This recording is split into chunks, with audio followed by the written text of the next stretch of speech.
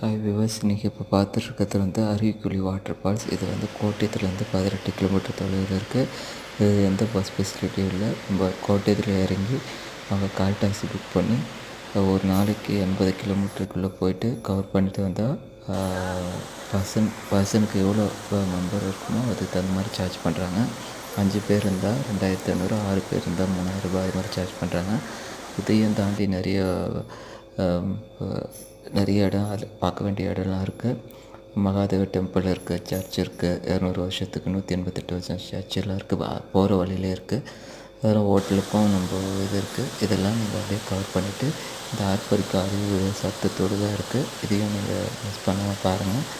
சேஃப்டியாக போய் சேஃப்டியாக குளிச்சுட்டு சேஃப்டியாக என்ஷூர் பண்ணிக்கணும்.